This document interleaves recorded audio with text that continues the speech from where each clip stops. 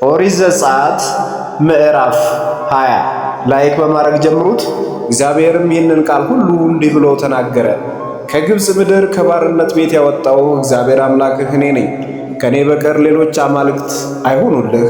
በላይ በሰማይ ካለው በታች በምድር ካለው ከምድርም በታች በውኃ ካለው ነገር የማንኛቸውንም ምሳሌ የተቀረጸውንም ምስል ለአንተ አታድርግ። አትስገድላቸው፣ አታምልካቸው።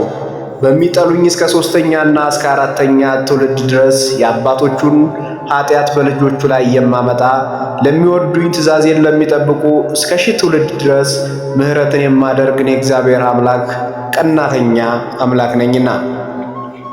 የእግዚአብሔርን የአምላክህን ስም በከንቱ አትጥራ። እግዚአብሔር ስሙን በከንቱ የሚጠራውን ከበደል አያነጻውምና። የሰንበትን ቀን ትቀድሰው ዘንድ አስብ። 6 ቀን ሥራ ተግባርህን ሁሉ አድርግ። 7ኛ ቀን ግን ለእግዚአብሔር ለአምላክህ ሰንበት ነው። አንተ ወንድ ልጅህ፣ ሴት ልጅህ፣ ሎሌህ፣ ገረድህ፣ ከብትህ፣ በደጆችህ ውስጥ ያሉ እንግዳ በእርሱ ምንም አትስሩ። እግዚአብሔር በ6 ቀን ሰማይንና ምድርን ባሕርንም ያለባቸውንም ሁሉ ፈጥሮ በ7ኛው ቀን አርፏልና፣ ስለዚህ እግዚአብሔር የሰንበትን ቀን ባርኮታልና ቀድሶታልምና አባትህንና እናትህን አክብር። እግዚአብሔር አምላክህ በሚሰጥህ ምድር ዕድሜ እንዲረዝም።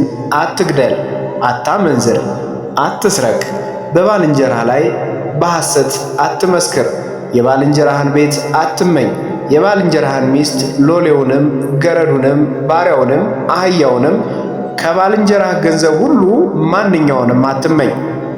ሕዝቡም ሁሉ ነጎድጓድና መብረቁን የቀንድ መለከቱን ድምፅ ተራራውንም ሲጤስ አዩ።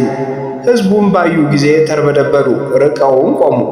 ሙሴንም አንተ ተናገረን እኛም እንሰማለን፣ እንዳንሞት ግን እግዚአብሔር አይናገረን አሉት። ሙሴም ለሕዝቡ እግዚአብሔር ሊፈትናችሁ ኃጢአትንም እንዳትሰሩ እርሱን መፍራት በልባችሁ ይሆን ዘንድ መጥቶአልና አትፍሩ አለ። ሕዝቡም ርቀው ቆሙ። ሙሴም እግዚአብሔር ወዳለበት ወደ ጨለማው ቀረበ።